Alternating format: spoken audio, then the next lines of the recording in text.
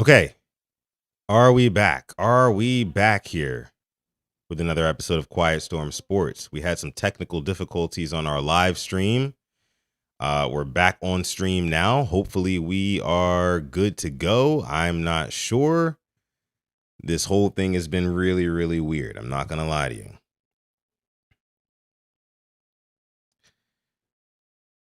I'm not going to lie. This whole thing has been super weird. Let's see if we can get anybody else in here. Let's see if we can get somebody in here. Are we live? Are we good? Somebody let me know if we're good. I need to know. I need to know. I need to know. Give me a thumbs up, something if we're good here. Are we back? We good now? All right. I mean, hey, look. I don't know what happened. I have no clue what happened. The stream, it's not fixed. Are we? Can y'all hear me? Are we good? ISO says we're good. Fancy Pants says it's not fixed. So I don't know. I don't know what's going on. Am I frozen again? ISO says we're good now again. But then he said, never mind. I don't know what to believe, guys. Jesus Christ. This is ridiculous, to be honest with you. All right, we got thumbs up. We got thumbs up in the chat. So we must be good. All right. Thank God. I am so sorry about that, folks. You know, technical difficulties sometimes just do what they do. They do what they do. Afia, did you make a comment? I didn't see it.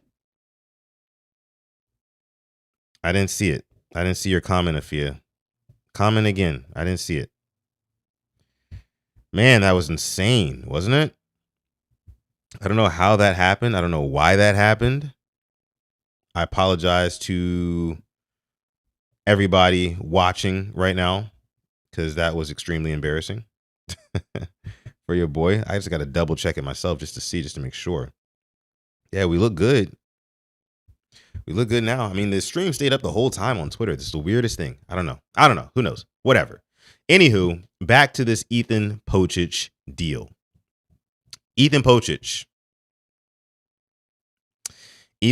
is now a Raven, and I could not be more ecstatic about it. Is he an all-pro center? No. But he's a very serviceable center, and it makes the center room more respectable. All I'm asking is for a little respect. That's it. You know? But yeah, this is weird now because now my live stream is like going to be split in two. It's whatever, though. It happens.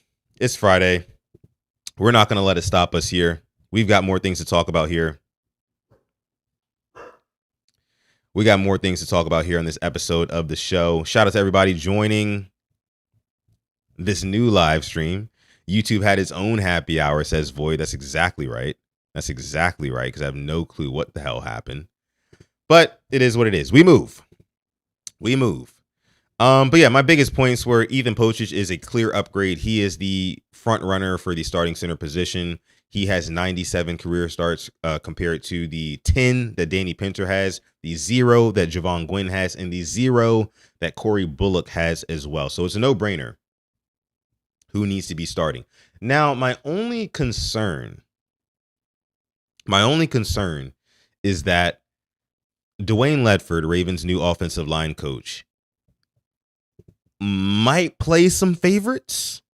Might be leaning towards a Javon Gwynn or a Danny Pinter, who he talked those guys up really high on the Ravens Lounge podcast a couple of weeks ago. My only concern is that he might be trying to lean towards them a little bit. And this is where I would want my head coach to step in and be like, from what I'm seeing, my eye test, Ethan Pocic. Put that guy in, start him. He's got experience. And if there's one thing that you want, or let me put it like this, if there's one thing that you don't want on this Ravens offense, it's an inexperienced center on an offense that is expected to, I don't even want to necessarily say carry the load, but be very explosive, very efficient, and just overall damn good. You don't want an inexperienced center starting that operation every single down. You just don't. So again, you can look at his PFF grades. I know it's middle of the pack, very middling. We looked at the stats right before the glitch happened on the live stream.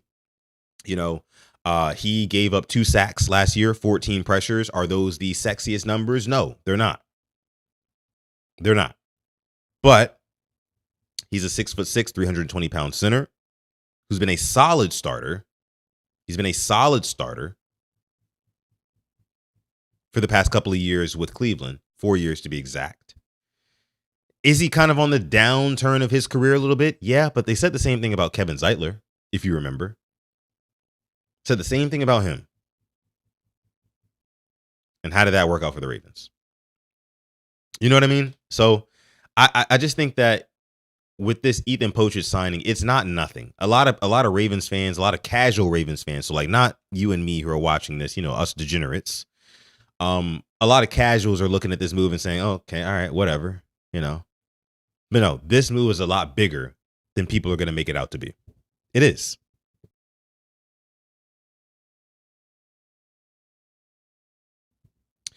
Bo Knows says, come on, man. Seahawks won with a UDFA center, which is true. A lot of you guys might have wanted to maybe start Penn State UDFA, Nick Dawkins. But I think, again, the more competition, the merrier. You got an elder statesman in the room now, and Ethan Pocic, 2 guys in between, and Javon Gwynn and Danny Pinter, and a young spring chicken in Nick Dawkins, who played with Venga Ioane, obviously, at Penn State. So you've got guys from all over, all different generations of player, right? So I think it's just going to be it's going to bode very, very well for the competition come training camp that starts next week. Officially, training camp starts next week. You're going to get the rookies reporting. You're going to get the quarterbacks reporting. And you're going to get the injured veterans reporting as well.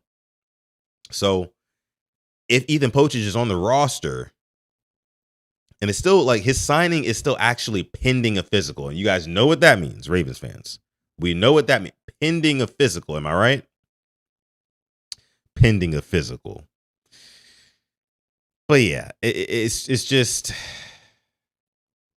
I don't want anybody to get too caught up in overthinking it. I don't want anybody to get too caught up in overthinking this move, because it was the right move at the end of the day. We were lacking at center, and now we no longer lack there. Let me see. But yeah, Bo knows that's the point I wanted to make. Injure veterans like Pocic. Yes, so Pocic is recovering from that Achilles tear in December. So we could see Ethan Pocic as early as next Friday, in a Ravens uniform. Pending a physical. Again, pending a physical, right? But we could see him as early as next Friday. Yes.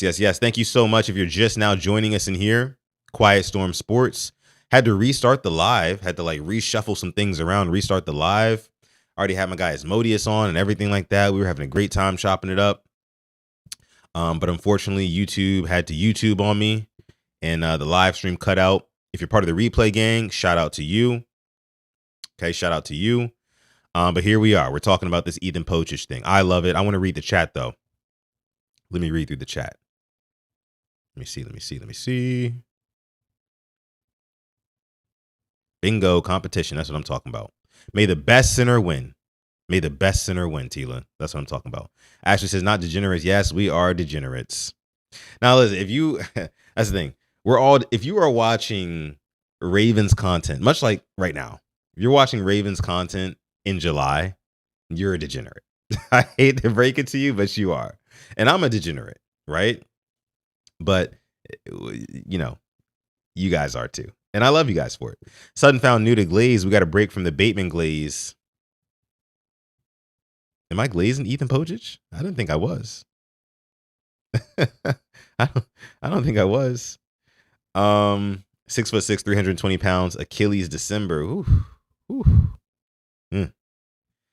Kevin been a league pass around. Kevin Zeitler, a little bit, yeah, but he was one of the top guards last year. He was one of the best guards last year. He is 36, right? But I mean, you can play on the line at 36, right? He did it at 35, and he ranked top 10 in a couple of guard categories, metrics, that is, right? So I expect him to be signed before the season starts. I'm not sure why he's not, but it is what it is. Everyone here is a true sicko. Absolutely. Absolutely. Let me see. Killer Cam says Pocic did have better PFF numbers than Bradbury last year, even though PFF does not mean everything. It doesn't. It doesn't. But, you know, over the years, I've come to respect some of the grades of PFF as I've been paying more close attention to the film and watching the games, and then going back and watching, you know, what PFF posts as their grades for those games, specifically for Ravens players. It's normally pretty accurate. Okay, it's normally pretty damn accurate.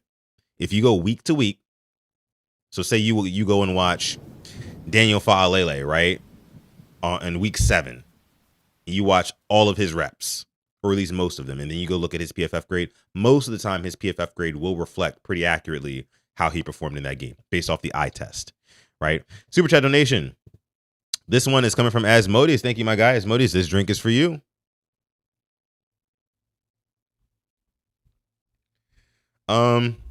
I did about 3,000 mock drafts and mocked Hibner a few times. I'm 100% an NFL degenerate.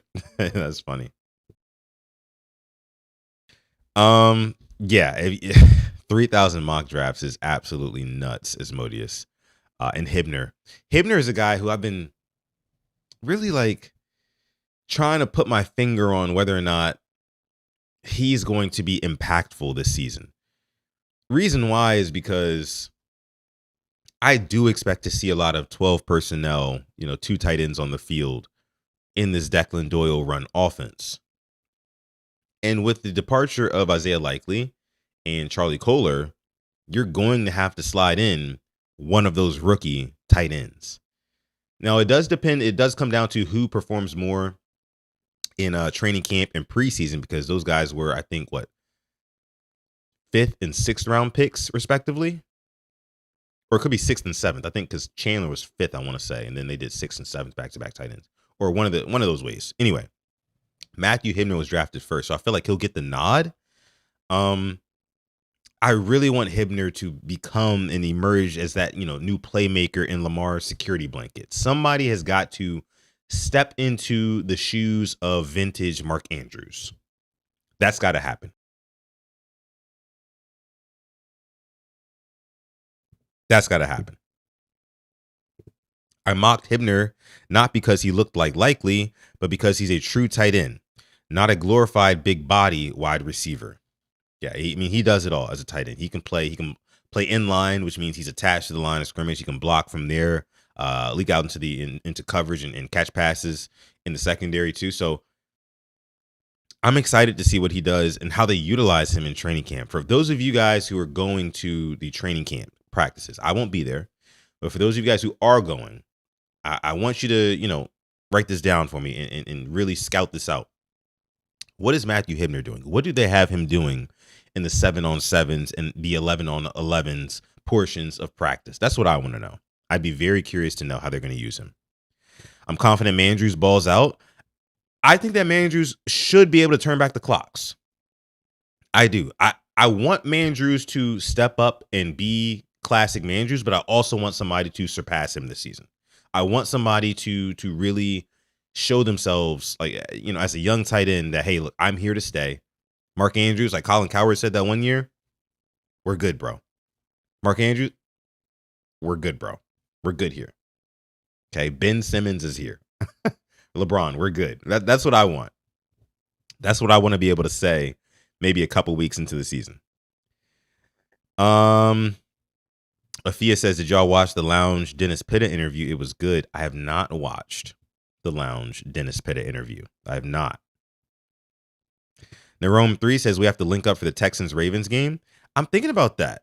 I saw this Instagram page that had, what do they have? It's like a Ravens-centric bar in Houston. And I was thinking about hitting up that bar for that game. And then I saw that they were doing like some sort of special ticket package where they're all going to the game and like they're going to get field tickets and stuff like that. So I was thinking about doing that too. I reached out to them, but they haven't reached back. But not in the Rome. If you're in Houston, hit me up, social media. I'm definitely trying to go to that game. So, if we're tailgating or anything like that, I'm definitely down to link up for sure. Let me see. Bo Knows says if the Ravens bring in Clowney and Diggs, that's cool too. I still trust the new regime to play the best and sit underperforming players. Okay, so let's get into this Clowney versus Diggs conversation in honor of Bo Knows here. I've been saying that I prefer Clowney over Diggs, right? Been saying that. As Modi says, Sutton, if you're going to the game, let's link up. Hey, brother, let's do that. We can definitely link up. Cheers to you, brother.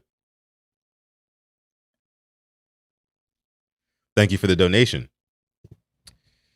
But yeah, I am not at all on board with getting Stephon Diggs. And I've gotten a lot of backlash about that because people are saying, oh, Sutton, you don't want Lamar Jackson to have more than one weapon. Oh, Sutton, why wouldn't you want an 1,000-yard receiver as our wide receiver 2 next season? All this good stuff. And while those are some valid points, I still am a little bit traumatized. And maybe I shouldn't be now because Jesse Minter is here. He's here to save the day on defense. But I'm a little bit traumatized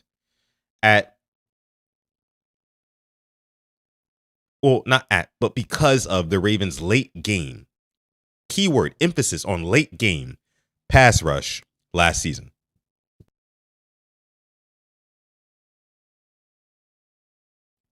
The late game pass rush from the Ravens last year was atrocious. I mean, pretty much every quarterback, young, old, experienced, unexperienced, like all of them were just sitting back in the pocket, and it was just target practice.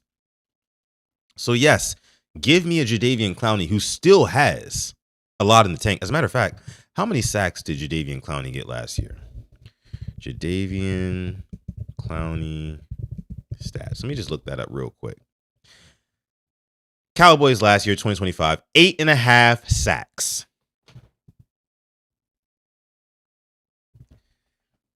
You tell me again why you wouldn't want 8.5 sacks on your team. Last time he was in Baltimore was 2023. He had 9.5 sacks, and he was a closer for this team. With the Panthers in 24, he had 5.5. With the Cowboys in 25, he has 8.5. So he's still got it. He's still got a lot left in the tank, if you ask me. And if all you're asking him to do is to be a late game or super situational pass rusher, who's dealing with that? Like, what right tackle in the fourth quarter who's been getting his ass beat by a combination of Trey Hendrickson, Zion Young, and or Mike Green, Tavius Robinson, and then you just throw in Jadeveon Clowney, who obviously if you bring in Clowney, he'd probably ascend up that depth chart just a little bit. But Jadeveon Clowney would work wonders for this defense because as much as we are falling in love and are having a honeymoon phase right now with the X's and O's that is Jesse Minter's defense, it's still about the Jimmies and Joes. And you get a Clowney, it's much like Calais Campbell. Listen, guys. Calais Campbell last year, 6.5 sacks. That would have led every Raven in 2025. Jadeveon Clowney, 8.5 sacks last season. That would have led every Raven last year. We already know what Trey Hendrickson is. The more pass rush, the better. You cannot have too many good pass rushers. Because what do pass rushers do? They close games. More importantly, though, in the aggregate of these football games, they get your defense off the field. They get your defense off the field, and they put the opposing team's defense on the field to stop Derrick Henry repeatedly. That's what happens. And when Henry gets a little bit tired, guess who we're throwing at you? That's right. Mm-hmm. That's right. AR. Mr. Adam Randall. That might be a new nickname. AR? Hey, what's his number? What's Adam Randall's number? AR? What if it was what if it was like 15 or something? That'd be crazy.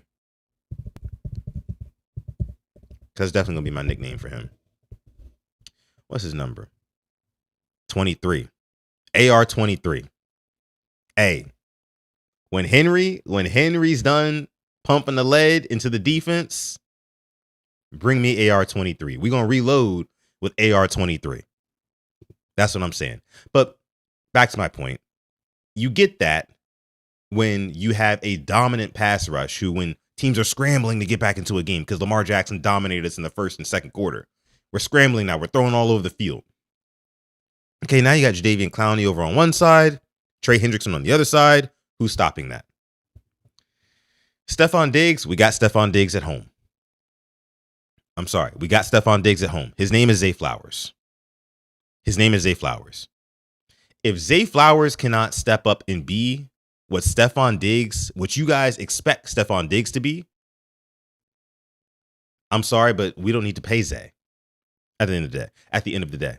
What I'm saying here is that Zay Flowers had 1,200 yards last season, 5 touchdowns. Stephon Diggs had just over 1,000 yards last season, 4 touchdowns.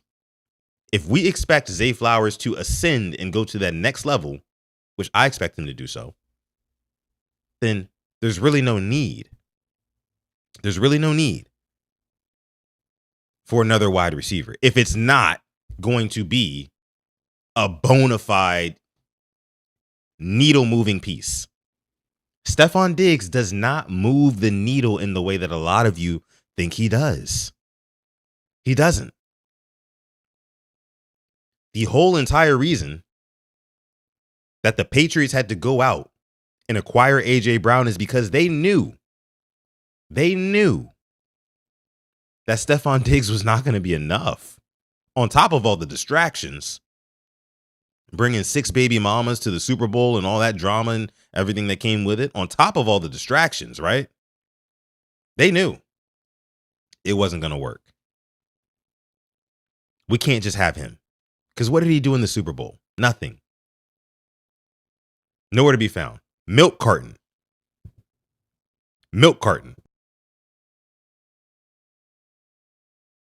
Missing. Right? Let me see what you guys say here in the chat. Dre says, now, Sutton, you know damn well people want Diggs because of Bateman, LOL, but I definitely agree with you on not needing Diggs. Zay and Bate are going to be good. I agree. I mean, look, man, I am all set. I'm all set on Stephon Diggs. You give me Zay Flowers, who is the Ravens wide receiver 1, and you give me Rashad Bateman. And then I love the prospect of Jacoby Lane and Elijah Surratt. Of course, they are sights that remain to be seen. But Bateman, just like EDC said yesterday, expect him to have a really good season.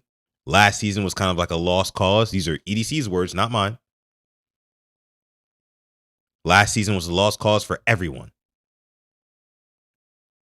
Hell, y'all guy, Zay Flowers, he might have had 1,400 yards and 10 touchdowns last year had it not been for a shoddy O-line, right? Roster pretty much giving up on the coach. Lamar missing some games. Bateman is just as good at this point in his career. Bateman is just as good as Stephon Diggs at this point in his career. Bateman is one good year away from being considered what Stephon Diggs is currently considered, if that makes sense. He wants to see Zay fail to prove a point. Absolutely not, JD. Absolutely not. Is he my favorite receiver? No, he's not. Do I love him because he's a Ravens wide receiver? Yes, I do. If he's out there balling out of control this year, will I love that? Yes, I will. Will I still fire up these live streams and let you guys come in here and fire me up? Yes, I will. You know what I'm saying? Like, Zay Flowers is my guy. JD, don't get that twisted. He's a Raven, and I'm a Ravens fan. But I am critical about what I'm critical about. These are just my opinions. It's not just to prove a point. Don't forget, guys, join the Rain Gang, like the video, subscribe to the channel as well if you are new. Listen, guys, had a little bit of technical difficulties with the past stream, right? Which is so unfortunate, so annoying. After this, I'm gonna have to do a bunch of crappy work to fix that and all this crap. But it happens sometimes. It happens. Better before the season than during the season. Am I right? Am I right? All right. I'm getting to the comments, Mike. I'm getting to the comments. Let me see. Tila, would you tell the Bengals that they don't need T. Higgins, or would you tell the Vikings that they don't need Jordan Addison? No, I would not tell those teams that, because neither of those teams have the caliber of defense that the Ravens have, and neither of those teams have the caliber of running back that the Ravens have. And those are the two kind of like cornerstone pieces, or attributes, I would say, that are going to win you championships. Defense wins you what? Championships. And we've been seeing that mantra come back around with, Mike McDonald. You know what I mean? Dominant defense, solid run game. That will win you a championship. And it'll win you a championship pretty damn comfortably. But for those teams that you mentioned, Tila, the Bengals, up until this point, of course, now their defense seems to be revamped on paper. Dexter Lawrence, Boye Mafe, Jonathan Allen, all that good stuff, right? Brian Cook, all that good stuff. But before this year, all they had was 2 wide receiver ones and a QB1. That was it. That was it. So no, I wouldn't tell the Bengals that they don't need T. Higgins, because you don't have Derrick Henry. You don't have a Saquon Barkley. You don't have a Bijan Robinson. You don't have a Jahmyr Gibbs. Vikings, yeah, you don't have a star-studded defense. You don't have. Who's touting the rock right now for the Vikings? Am I missing something, chat? I feel like I'm missing something. Vikings running back. Who am I missing? Aaron Jones? What are we doing? You know what I'm saying? 2025, 500 yards, average 4 yards a carry, 2 touchdowns. I would assume he probably got banged up this year. Those teams don't have the same weapons that the Ravens do. So, no, I think that's kind of apples to oranges there, Tila. I think so. Let me see.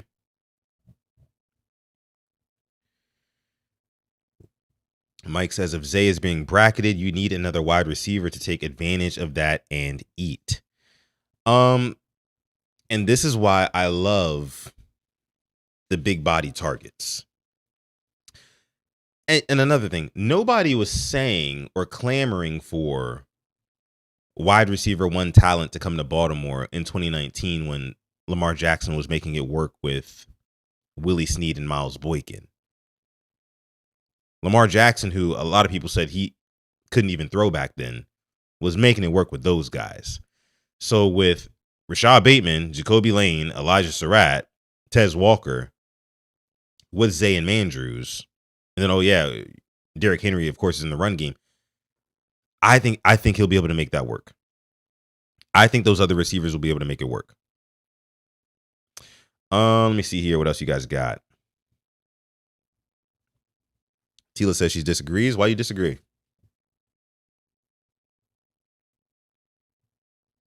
Nation says Bate got whatever on Sutton that Herbert got on the league. At this point, he can't be this delusional. I don't know if hating or supporting, rather, Rashad Bateman is delusional. I have nothing to tell me that I'm delusional in my thought process when it comes to Rashad Bateman. Like, I have nothing. I don't know why he is like the scapegoat, seemingly, for the offense's struggles. why is Rashad Bateman the scapegoat? Right? I mean, was it not the offensive line? Was it not? I mean, bigger problem, John Harbaugh? Was it not Todd Monken making sure that Zay Flowers and Mark Andrews were the top two options? And sometimes the only two options for this team? Was it Rashad Bateman's fault that Lamar Jackson got hurt? Yeah, but suddenly Rashad Bateman gives up on routes and drops some balls. I mean, so does everyone. So does everyone.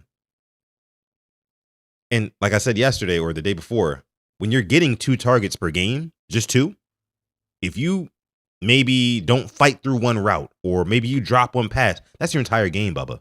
That's it. Imagine having basically one shot, right? Like every game, you got 1 to 2 chances. That's it. Like, that's all. I don't understand the Bateman hate. I never have, and I never will. I just won't. You love big body targets, but want Zay Flowers to do it all as a wide receiver. I do love bigger body targets at wide receiver. I was spoiled by Anquan Bolden.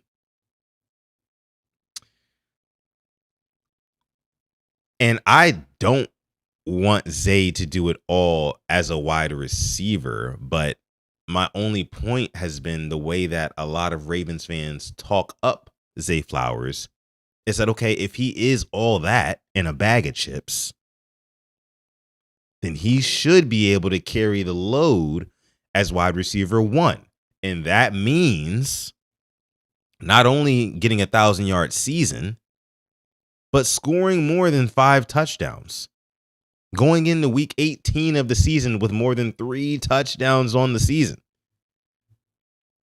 That's what a real, true wide receiver 1 is. You know, I don't know how many times I have to say that to you guys, but it just is what it is. So, no, I don't want him to do it like all. I think that there's other guys who can contribute for sure. But if he's the bona fide one, then I need him to show me that. That's all. That's all.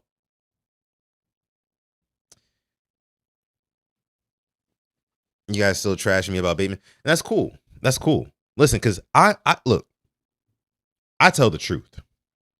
If Rashad Bateman goes out there this season and plays like ass, I will come in here, sit in this very seat, in this very studio, and on this very channel tell you, yeah, Rashad Bateman is ass. Y'all were right. I was wrong. Do I rue that day? Yes, I do. Yes, I do. However, I will be here for you guys.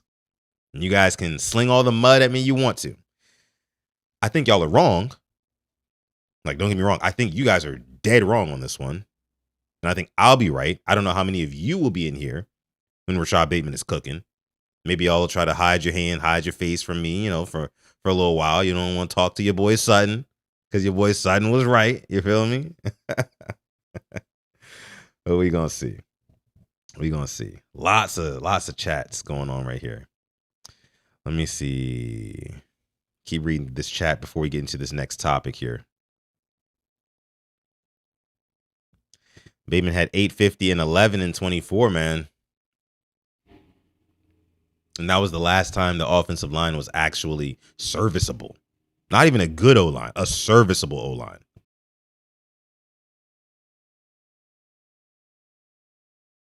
And that's what he went out there and did. So, just saying, y'all. Be prepared. Be prepared. Eric DaCosta made it clear and obvious yesterday that he is the wide receiver 2. And how I know that is because, you know, he said that early in training camp, you're not going to want to have Zay Flowers and Rashad Bateman out there taking a bunch of reps because it's hot and things like that. Like, those are guys you want to reserve. Let's go ahead and let Tez Walker going into year 3. Let's go ahead and let, of course, Jacoby Lane, Surratt, the young guys, you know, let's let them get those reps. Wide receiver 2, solidified. Sorry, but it is. It is. You guys say hello to Ace. Super chat donation. This one's coming in from Dre. Appreciate you, Dre. Thank you so much, brother. Says I'm glad said Sutton. Go look at the amount of times Julio, Ocho, and Megatron had double-digit touchdowns. Julio, Ocho, and Megatron had double-digit touchdowns. Let's see. Julio Jones career stats. We got Pro Football Focus or Pro Football Reference here, rather.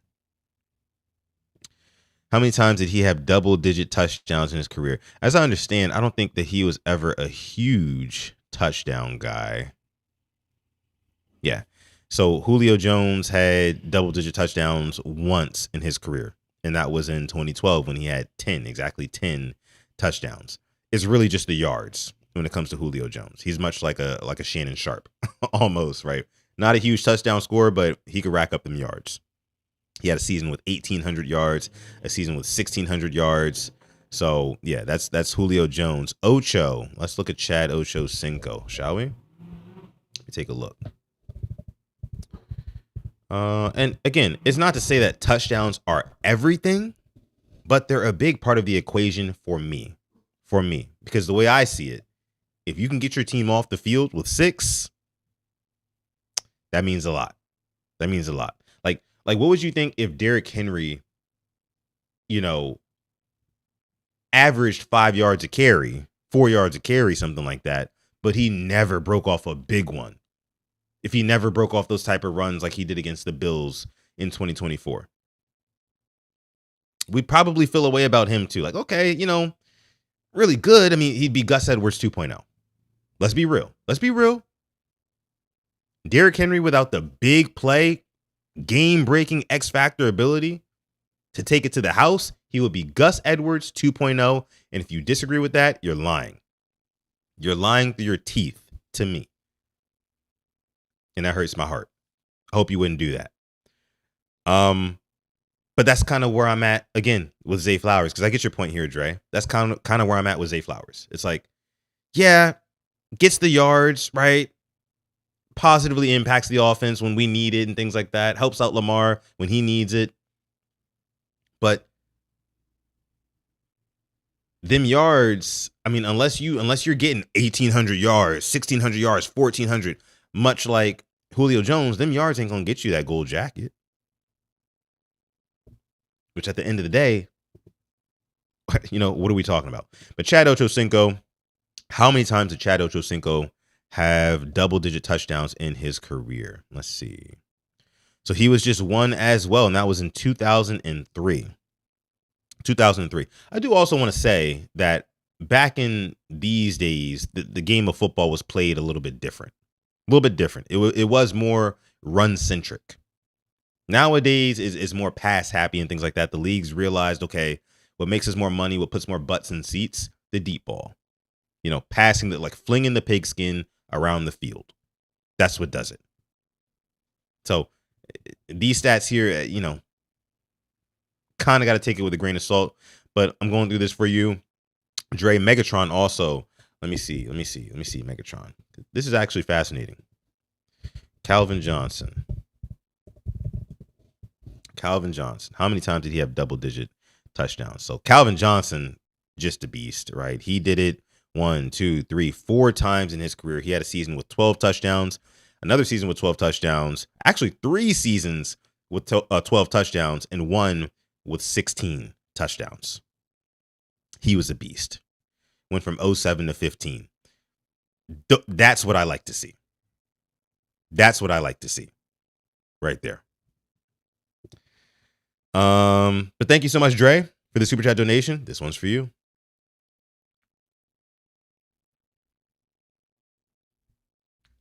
Woo. Happy hour stream. Appreciate y'all for coming through. You guys know the drill. Any super chat donation, I take a drink. Any super chat donation, $10 or more, take a shot. Me and my lady. You guys know the rules. All right, let me look at the chat again, because I have a feeling y'all are trying to flame me up in here. Flame me up in the comments too if you disagree with anything that I'm saying. Let me see.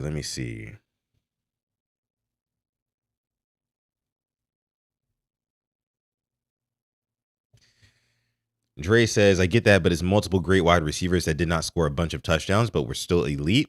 I agree. And listen. If Zay Flowers can put together 5-6 seasons in a row, or maybe he misses it one season because of injury or whatever, right? If when we look back at his career, and he's not the biggest touchdown guy, but you see 8, 9, 10 seasons of him going over 1,000 yards, then yeah, he's elite. He's elite. But until further notice, right now, he's still a high-end wide receiver 2 in my eyes.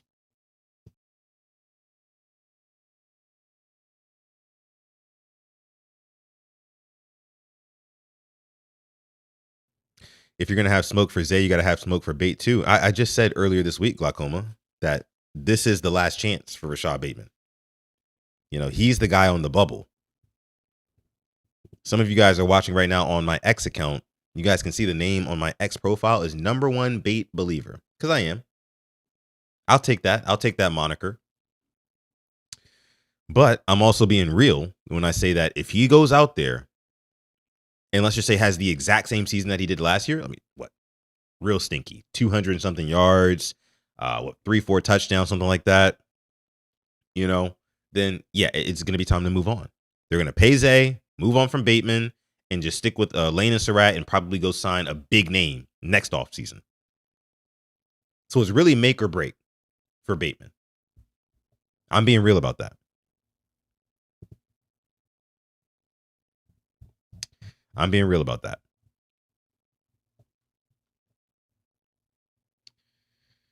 Zay is not a wide receiver 2. He's a lower tier wide receiver 1. Either one's fair to me.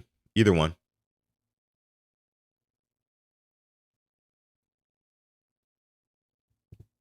Cash says team needs either someone to step up as wide receiver 2 or sign Diggs. Pocic isn't the greatest. He was solid last season, but the injury is concerning.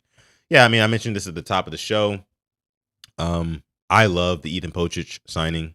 He's a serviceable center, makes the center room way more respectable than it was before today. So I love it.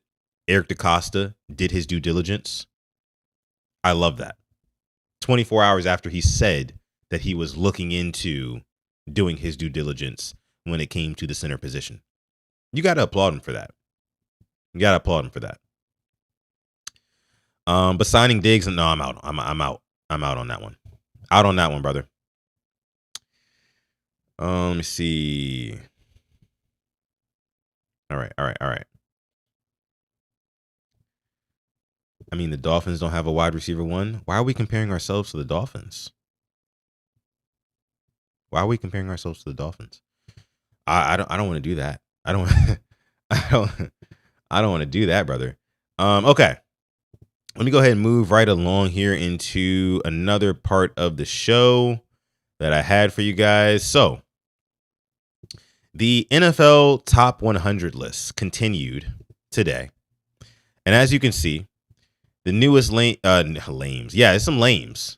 There's some lame names on this list. But the newest names on the list, players 70 through 61 have been announced, and they are as followed. So number 70 was Xavier McKinney. Number 69 was Lamar Jackson. Number 68 was Cortland Sutton. Shout out to Cortland Sutton.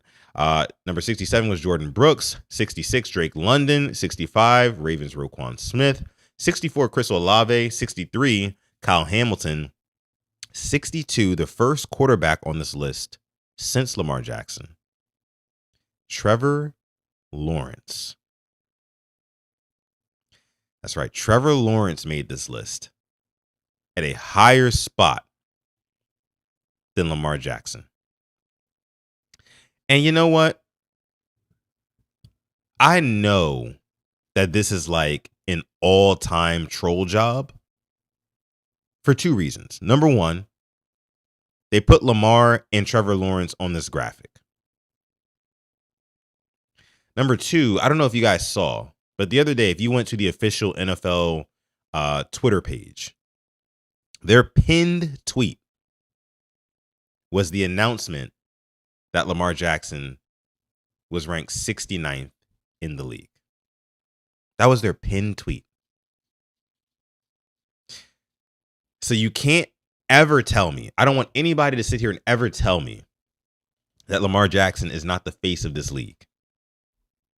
Because while the league might parade around Josh Allen as just like this Superman, he can do no wrong, had 4 turnovers in his last playoff loss, but who cares? We forget about that. We forgive him for that. It's Josh Allen. That's our baby, right?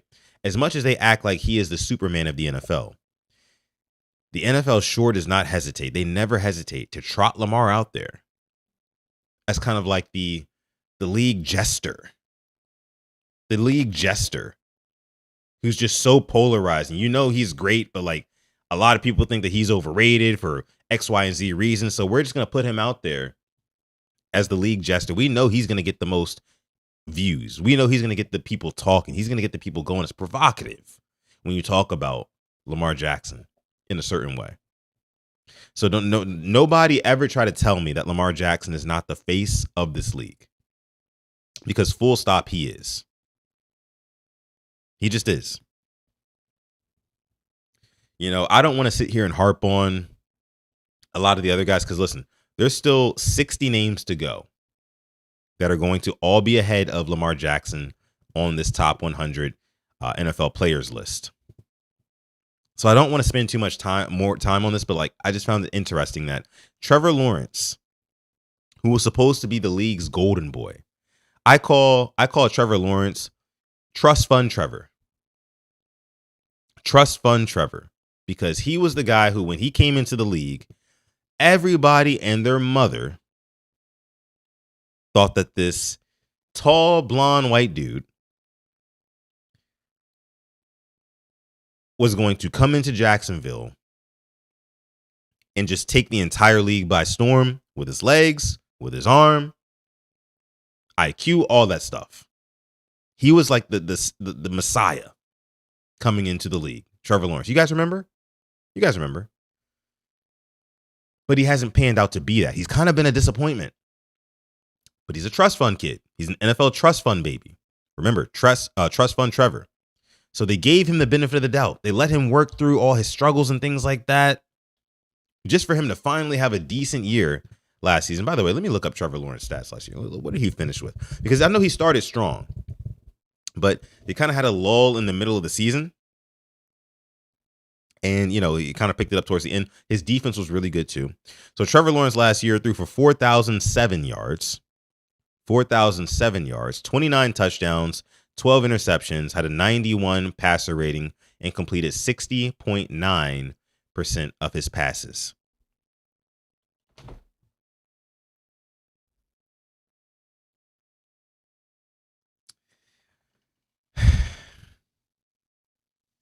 You know how I know he's a trust fund baby, Trevor Lawrence, is because this is like a very mediocre year for Lamar Jackson.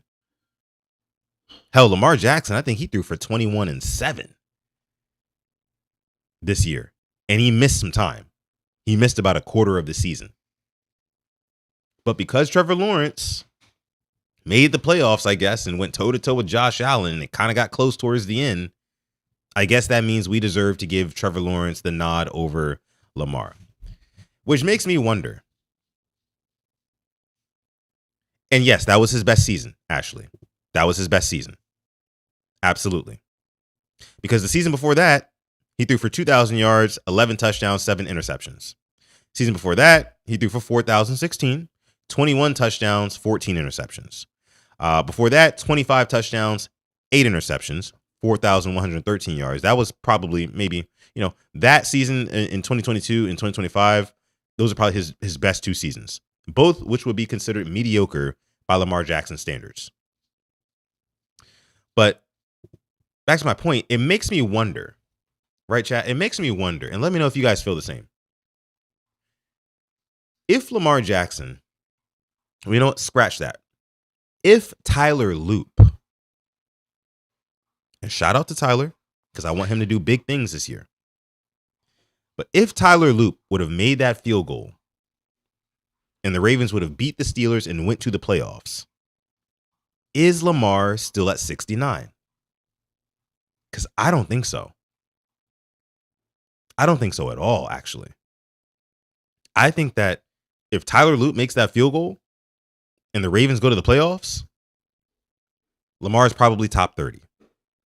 But again, guys, that just goes to show you that, like, these lists, like, you have to, again, you got to take them with a grain of salt, because a lot of times context is not included at all. Like, at all. A lot of guys are just stat watching. A lot of guys are voting for their friends. A lot of guys don't watch football. A lot of the players who they had vote on this list do not watch football. Outside of their own film and things that they need to focus on in film to get themselves better, they don't watch the game. Okay, they just don't.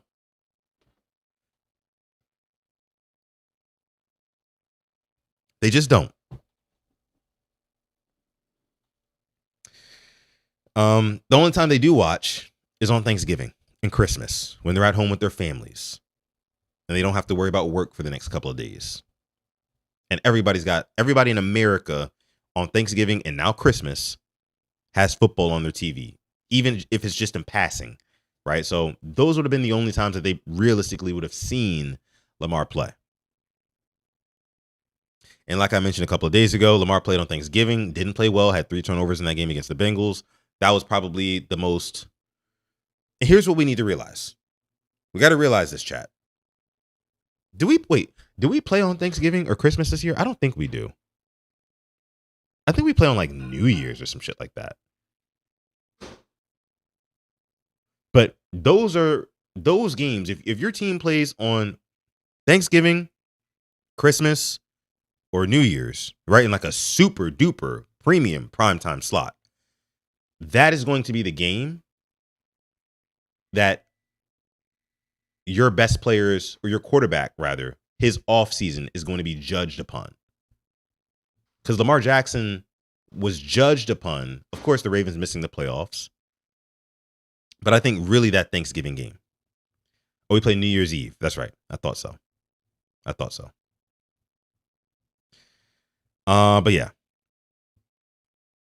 Let me see. Money Mike says, you know what's crazy? I think we go to the Super Bowl easily if Luke makes that kick. AFC playoffs were a cakewalk last year. I wouldn't say a cakewalk. It didn't have the quarterbacks, right? The quarterbacks that we all, are used to, the Mahomes, Allen, Burrow, Lamar. Didn't have, well, it did have Allen, of course, but minus him. None of those other guys in the 4 horsemen were there. But it wasn't a cakewalk because there were a lot of really good defenses in that AFC playoff last year. So if we would have gone to Houston to face the Texans in round 1 of the playoffs, would I have had us winning? I don't think so, man. With the way that our offensive line was playing and the way that their defensive line was playing, the Texans quietly have probably the best front 7 in the league. I don't think we would have beaten them. Respectfully, I don't think we would have beaten them in hindsight. Harbaugh coach team that stumbles into the playoffs. Harbaugh coach team that's still super stubborn with the offensive line, refuses to make changes. Nah, I don't see it.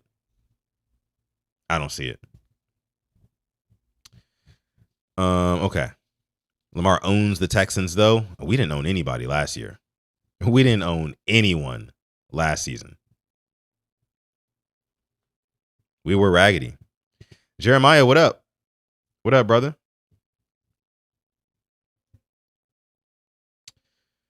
Let me see. Not with that O-line, says Afia. I agree. And we did bounce them out the playoffs before. I agree. I remember that 2023 season. But that was with a Mike McDonald-led defense. Am I right? You know what I'm saying? So, I don't know, chat. I don't know. Okay. Now, what do I want to get into next? So, listen, chat. I saw something. I don't know if y'all saw it too. But I saw something, chat, that I must bring to your attention if it has not been already. Ravens former head coach, John Harbaugh, was asked about how he's going to utilize Jackson Dart in this Giants offense in 2026. And John Harbaugh apparently told the media that he plans on using Jackson Dart in the same way that he used Lamar Jackson. And a lot of people took issue with that. A lot of people took issue with John Harbaugh saying that he wants to use Jackson Dart the same way that he used Lamar. And understandably so. Why? Because it ain't going to work. It ain't going to work, man.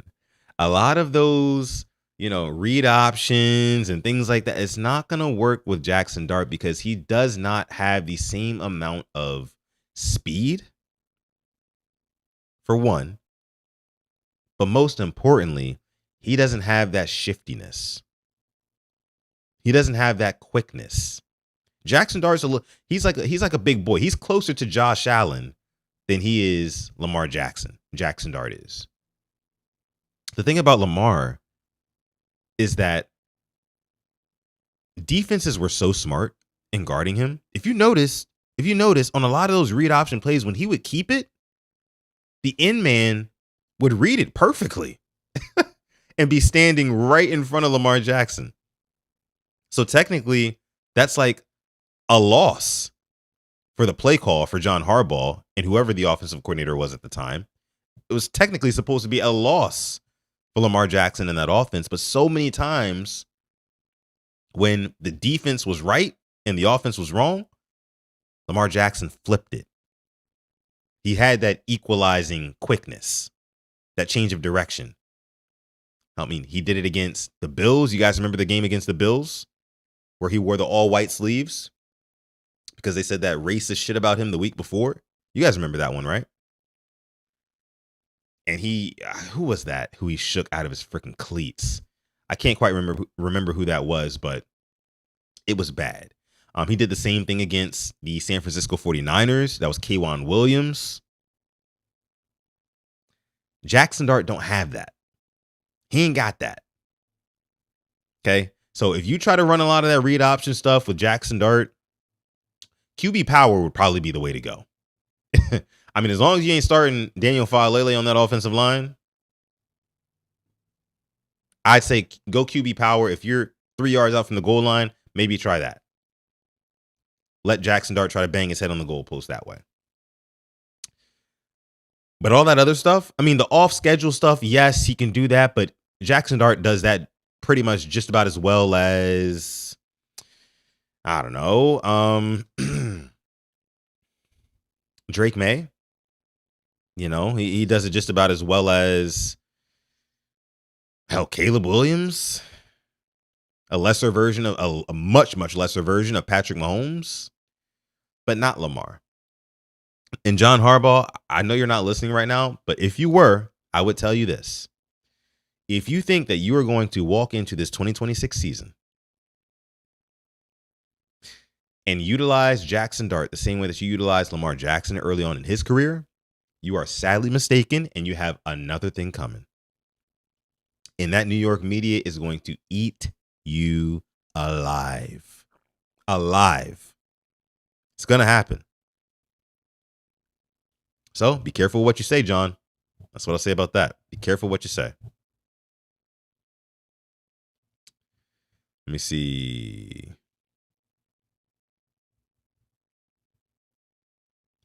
Dart is cooked. I see him as a Brock Purdy type of guy. I mean, I don't hate Brock Purdy. I've said it multiple times on this channel. I think that he's actually a pretty good quarterback. I think he's a pretty good quarterback.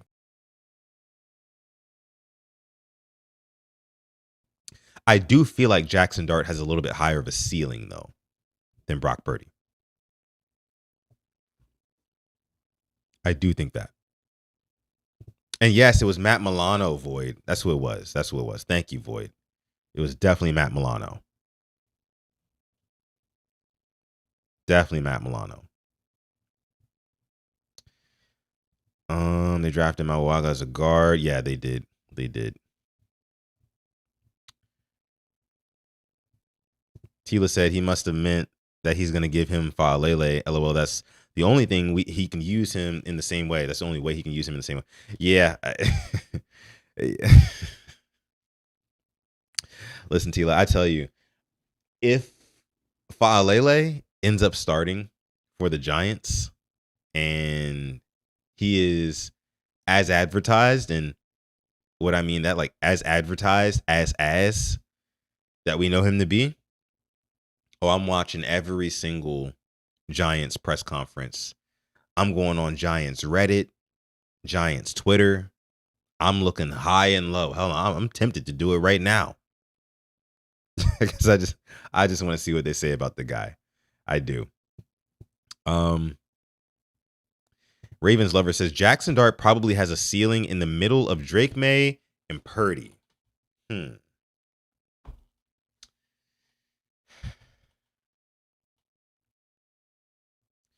See, I want to wait until we see Jackson Dart and Malik Neighbors, who was his wide receiver one. I want to wait until we see them for a full year together. Because Jackson Dart to Malik Neighbors, that was looking like it was going to be the next it thing, the next big connection, quarterback, wide receiver, right? We don't know if Neighbors is going to be back to start the season yet, which is concerning if you're a Giants fan. But we do also know that the New York Giants, also acquired Isaiah Likely, former Raven. And apparently, Likely is already Dart's favorite target. You look at the OTA reports, the minicamp reports, Dart is loving what he's seeing in Likely. He's loving Likely. Okay? So we'll see what he does there. Oslo says Neighbors is better than Zay. I agree. I ain't mad at you.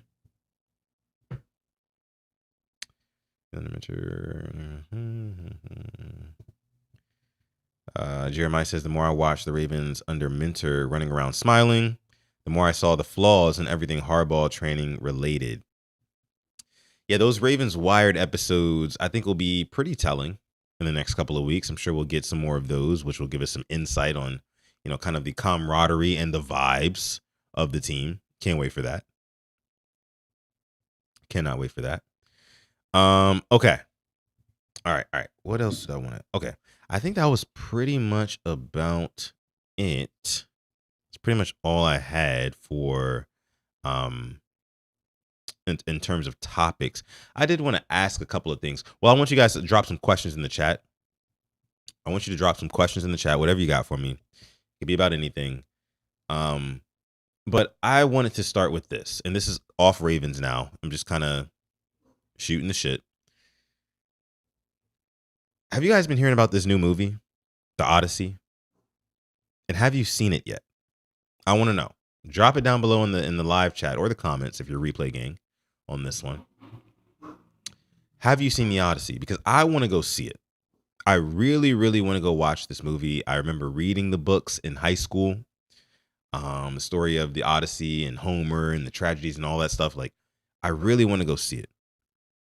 And a lot of discourse online I've seen about like, oh, they shot the movie in IMAX 77 millimeters and you got to go see it in that format or else it's not worth it. And they're doing the compare and contrast and like 77 millimeter screens and then just regular movie theater screens. And it's just like this stark difference. You're missing so much visual information. And a lot of people are mad about it because there's only like 40 screens, 40 movie theaters, that is, across the world who can showcase that movie as it is meant to be viewed in that wide IMAX 70 millimeter format that Christopher Nolan shot. And as somebody who grew up really loving cinematography, I would love to go see it in that format.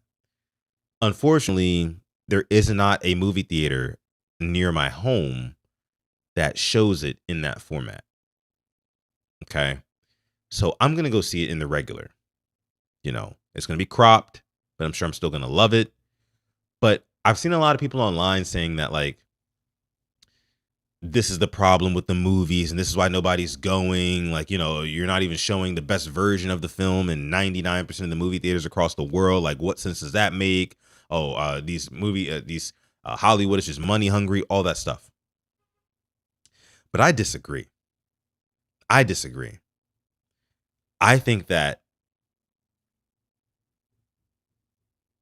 creating demand in something where there's a shortage of supply is a genius move.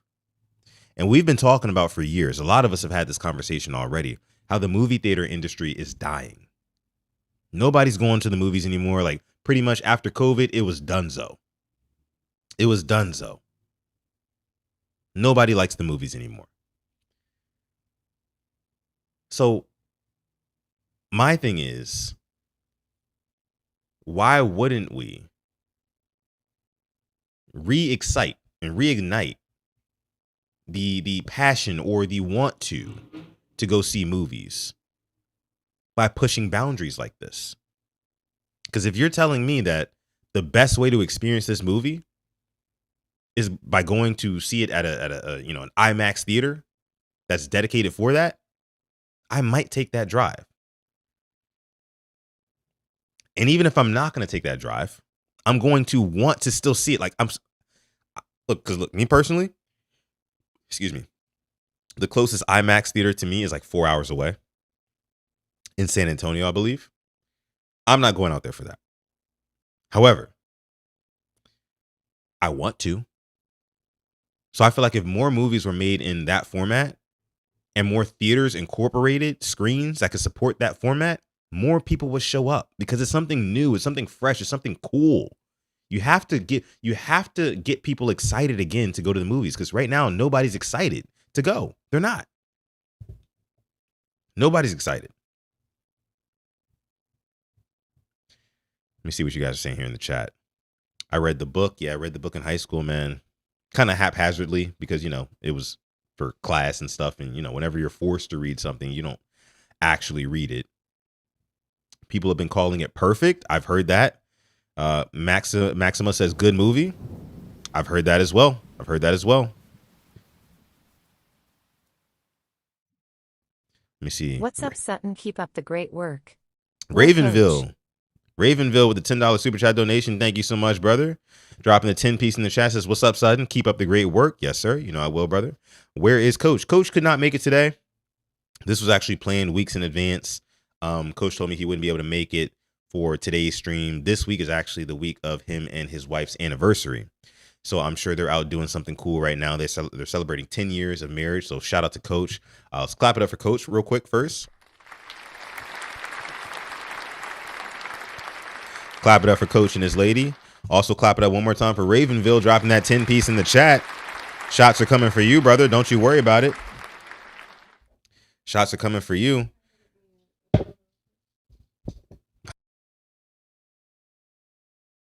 Okay. Ladies coming to take one with me. 1 second. Please hold, Ravenville. Let me read through some more of these chats here while I leave yours up on the screen. Let me see. Let me see.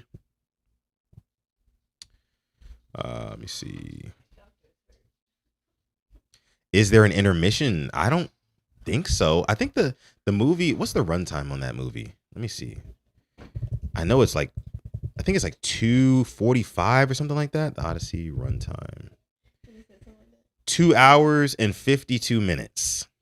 So a damn near 3 hour movie.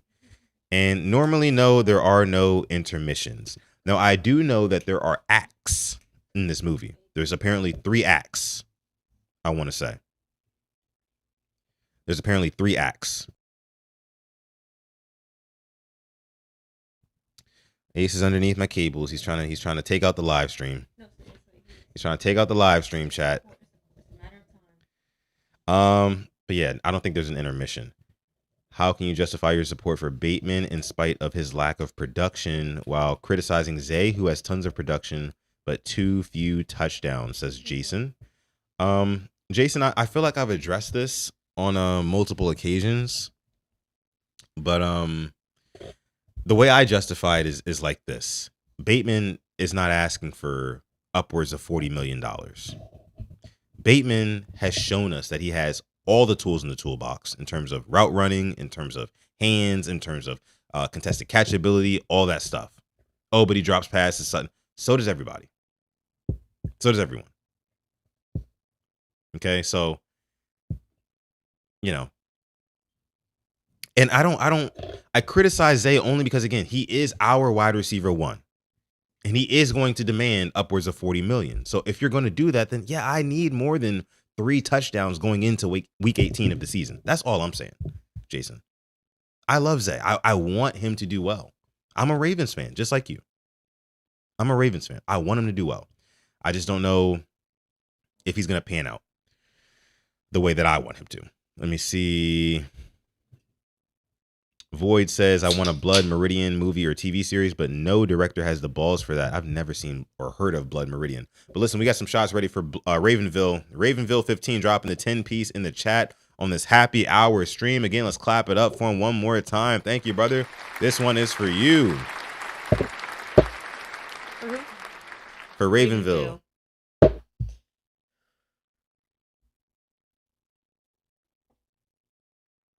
Woo! Damn, that one almost took me out, Ravenville. That one almost took me off stream. Not gonna lie to you. Almost took me out there. Let me see. God's Favor said, if it's anything like Troy, I want to see it. Fun fact, I've never seen Troy. Last movie I saw in the theaters was the new Michael movie 17 days ago. How was that? I haven't seen that either. I've heard a lot about that. I mean, that one apparently is supposed to be, Michael Jackson movie is always going to be huge, right? It's going to do numbies, crazy numbies. But I've always felt like, don't we know all we need to know about MJ at this point? Because there's been more movies. Maybe I'm missing something. Maybe there's some new details that they released in this movie, but I don't know. Jay says, I like going to the movies. I just can't. I love going to the movies, man. There's nothing like it. Nothing like, going in that big ass dark theater. You get nice and cozy, huge screen, surround sound. You know what I mean? One of my pet peeves, I'll say this about movie theaters, like I hate when the movie theater doesn't dim the lights enough, right? I hate when you're watching the previews, everything's going good, the lights are still up. But then when the film starts, they dim the lights down, but they don't dim them enough. Oh, that makes my blood boil. I'm telling you. I hate it. Because bro, just turn the lights off. Turn them off. There's enough light coming from the screen that people can see what they're doing. Let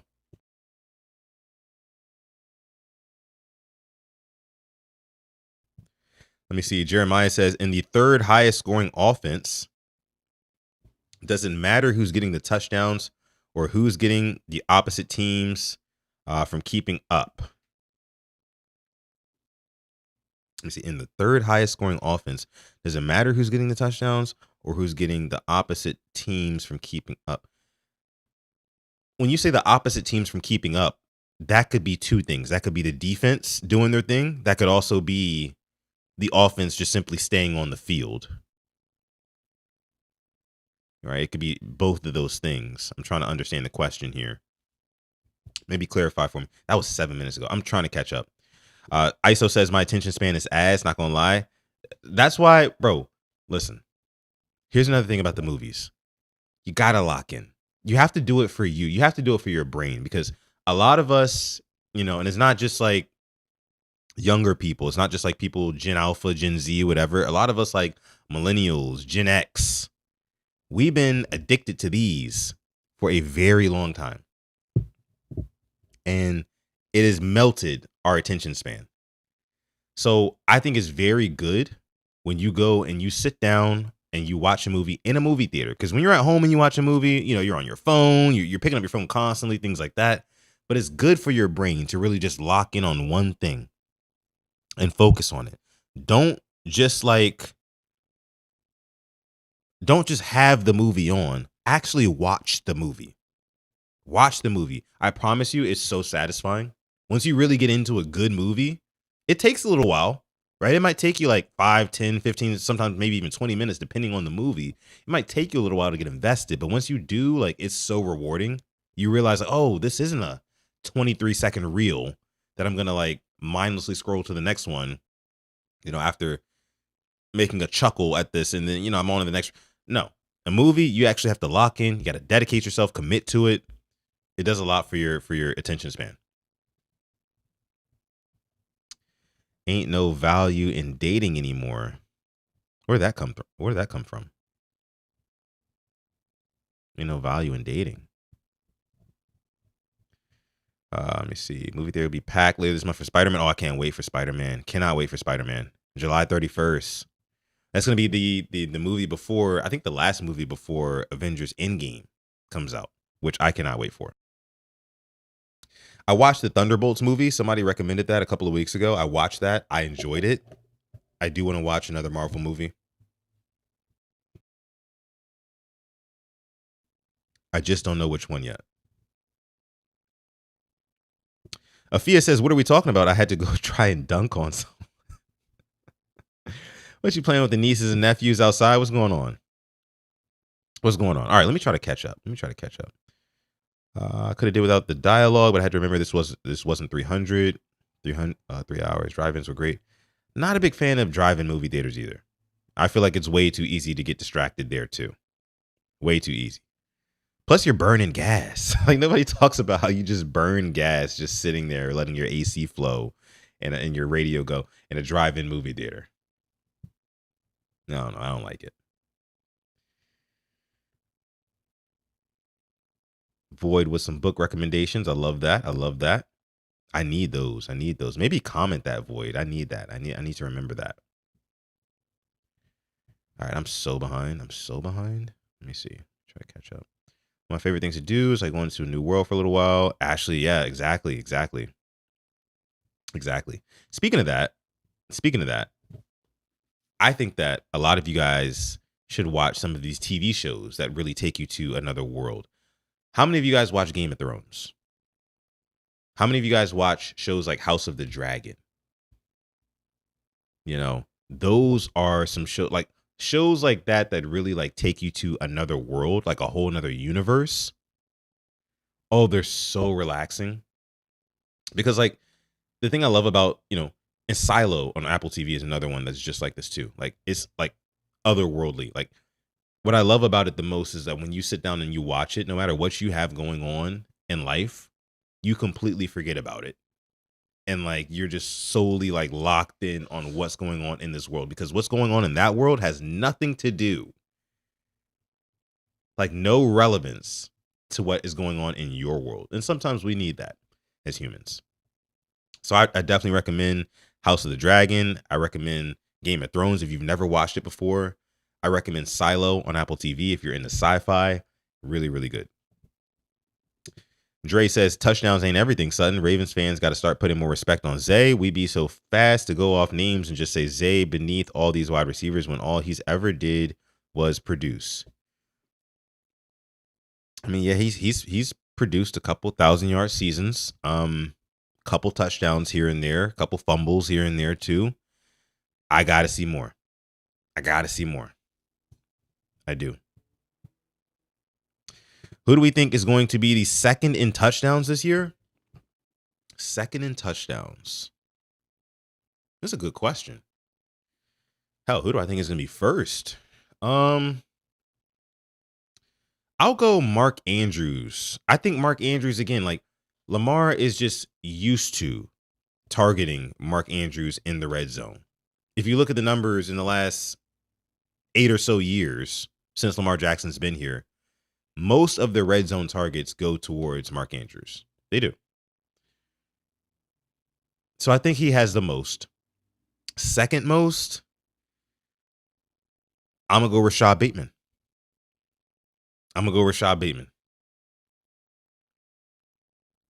I don't think that's a hot take either. He had the second most in 2024. Yeah,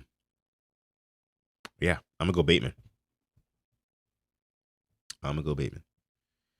Jeremiah says, I love watching movies at home with the wife. Same. Probably going to do that after this.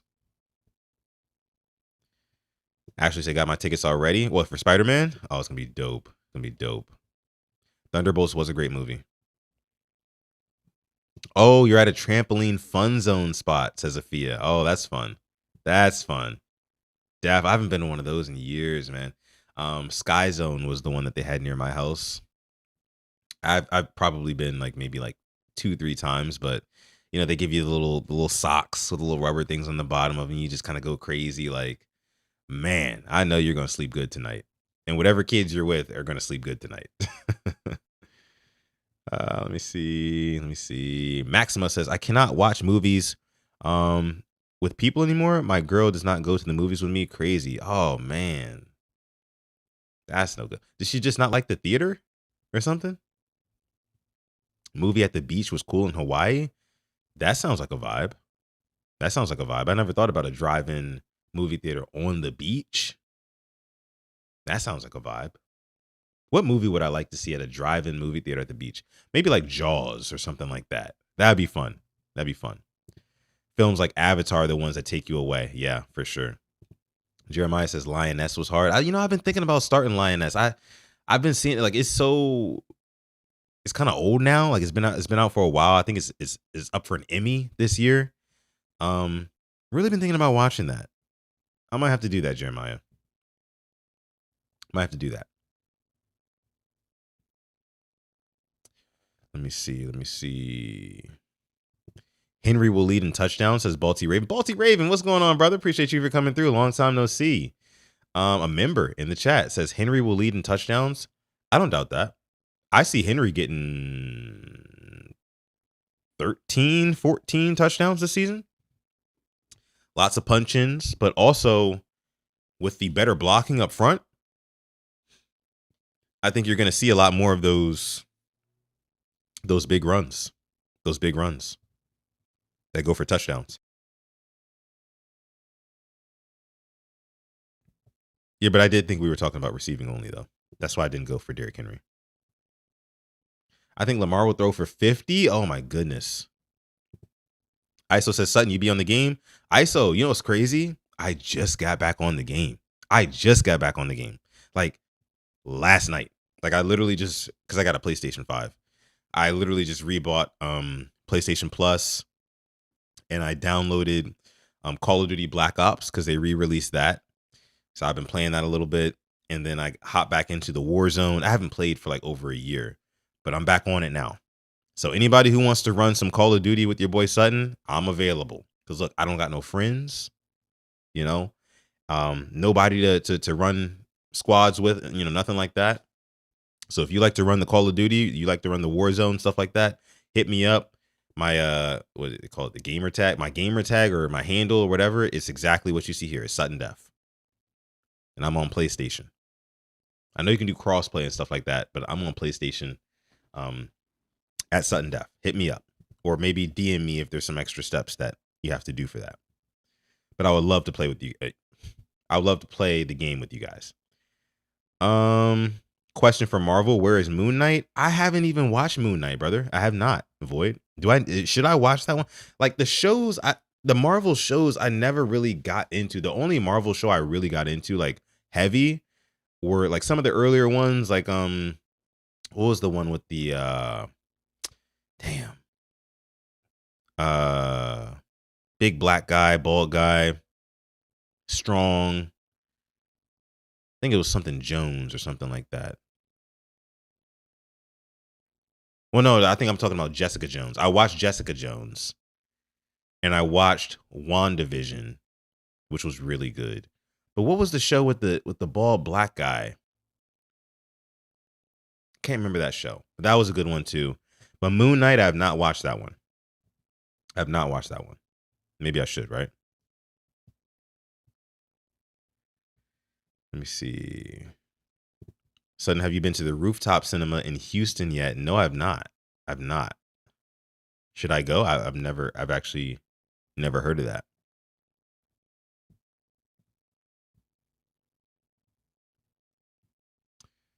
A Gamera or a Gamora movie? Void. Let me see. Receiving touchdowns will be Tez second? Nah, bro. Respectfully disagree. Tez, he's just not going to get the snaps. He's just not. There's too many mouths to feed. And I mean, yeah, and not even in terms of actually getting the ball. Too many mouths to feed in terms of like actually getting on the field. So I don't see him being second. If he was, then that'd be a huge shakeup, to be honest. You should play Ghost of Tsushima and Yotai. I have not played Ghost of Tsushima. I've watched people play it before. Some of my homeboys really used to love that game. I've watched them play it, but I mean, I love me a good RPG. I do. Like I said before, I love game or just media that's very immersive, right? I can kind of get lost in it. That's that type of game. So maybe I'll have to try it out. Luke Cage. Thank you, Void. Thank you, Void. That was the one. Afia says it too. Luke Cage. That was the one. That was a good show. Thank you, Jason, as well. All of you guys. Appreciate y'all. Let me see. Rooftop Cinema plays old movies. It's a vibe. You and your girl should go. Yeah, that sounds fun. That sounds fun. We like going to the Post HTX.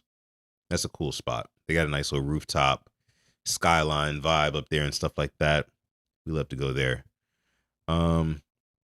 Remember that hot take on Tez? I will. Balti Raven. I will. I mean, if Tez, listen, man, if Tez comes out there this year and he is like hot as fish grease and he's scoring touchdowns like left and right, and he emerges as like the wide receiver 2 or maybe even graduates to a 1, listen, I'll shave my head bald for you, Balti Raven. I will. We can bookmark that. Clip it up, whatever you need to do. But I will. That's a promise. If Tez Walker does that. I don't think he is, but yeah. Bateman's going to be up there and scoring touchdown, says Wes. I agree, Wes. I agree. For sure. Okay, guys, listen. Please be sure, like this video. If you have not already, please be sure, if you're enjoying the convo, like the video. Sub if you are new here. This is the Purple Rain Podcast YouTube channel, Quiet Storm Sports. I am your host, Sutton Def. This is the happy hour stream. We do these every single Friday. And that's right, we're bringing these into the season as well. Can you imagine when the season starts, like Friday nights, we're all here before the game that happens 48 hours from that time. And we're all talking about the game. It's going to be fun. It's going to be a lot of fun. I cannot wait. Oh, man, I can't wait. I'm going to have some takes for y'all. I'm going to have some takes. Boy. But over 100 people watching live right now across platforms. We appreciate all of you guys for coming through to this episode. What else did I want to discuss here on this episode of the show? I think that, there was the LeBron thing. LeBron did a little thing yesterday where I think he was on a stream or something, and he did an interview, like a live interview with Rich Paul, and a lot of people thought he was going to announce his next team. But listen, guys, it should be a foregone conclusion at this point.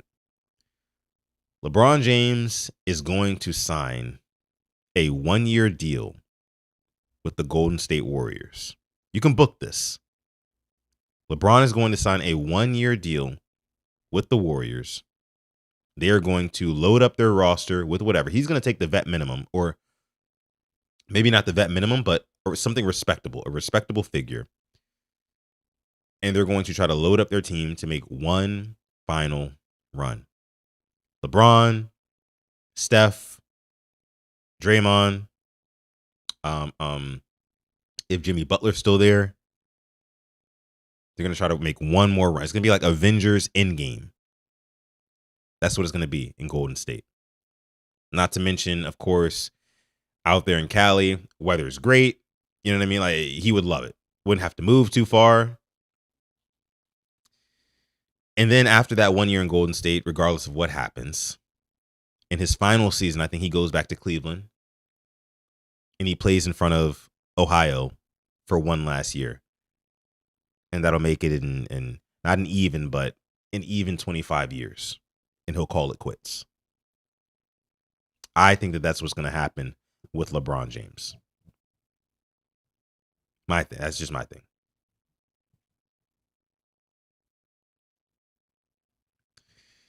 Let me see here. Maxima says LeBron's not saying anything until after the World Cup. He wants all of the sports web on him. Oh, that's a point right there. That's a good point. I like that point. Is it kind of like self-centered and narcissistic? Yes, but we've known LeBron to be that in the past, right? You guys remember the decision back in what, 08 or whatever that was when he went to Miami.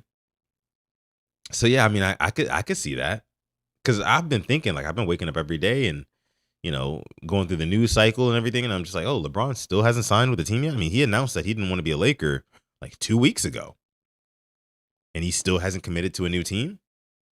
I'm sure he's got multiple suitors, but you also had Steph Curry.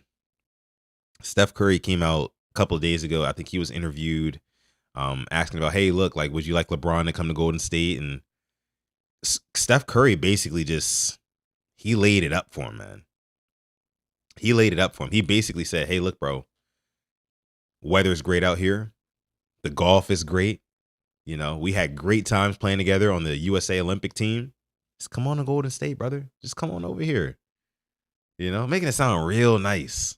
I just don't think that LeBron is going to pass up the opportunity, even if it's for 1 year, to play in Golden State with Steph Curry, Draymond, who he's got history with. Like, I just think he would love those guys. Riding off into the sunset with those guys, I think that would be big for him. That would be huge for him. I was thinking he was going to Miami. I thought that he might, but, Giannis, Bam, there's no shooting on that team. I don't think he thinks that he can realistically win with them. You can realistically win in Golden State with LeBron, Steph, Butler, Draymond. You can realistically win with that. They've got some role players there too. You can win, or at least make some noise. The fan of me would love to see Bron with Steph, but I believe Philly and San Antonio are the best fits for him. Oh yeah, in terms of best fit, definitely Philly. San Antonio too.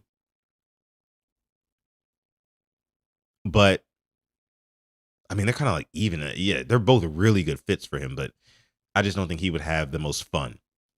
Like, he doesn't want to play with a bunch of young cats in San Antonio who he's really going to have to lead and show them how to win and stuff like that. He's not going to play in Philly with like some seasoned veterans who really all feel like their shit doesn't stink. Joel Embiid, Jaylen Brown. Not necessarily saying that about Tyrese Maxey, but he's very ball dominant as well, right?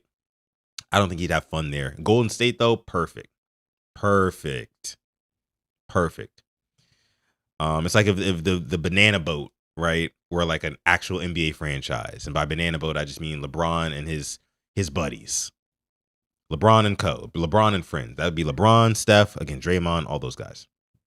Void says, here's a question. Would you rather catch a ride on Godzilla's back through the ocean, he will be on the surface, or a flight on Gamera's back as he flies? I'm actually not sure who Gamera is. Who is Gamera? Am I missing something here? Who's Gamera?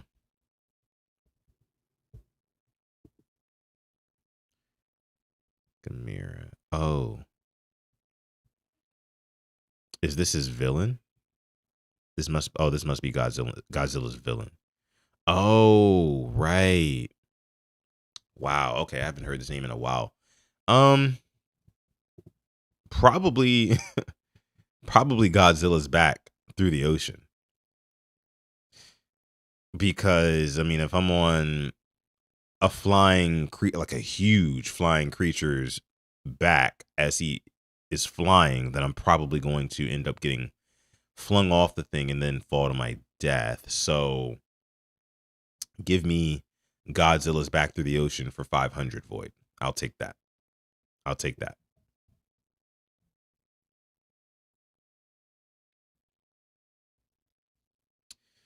Let me see. He's not a Godzilla villain. Oh, I looked at that in the maybe Google steered me wrong. I don't know. I just looked up Gamera. All I'm seeing is like freaking things that look like they would be a Godzilla villain. Anywho, let me see. Either way, it's certainly doomed. Probably.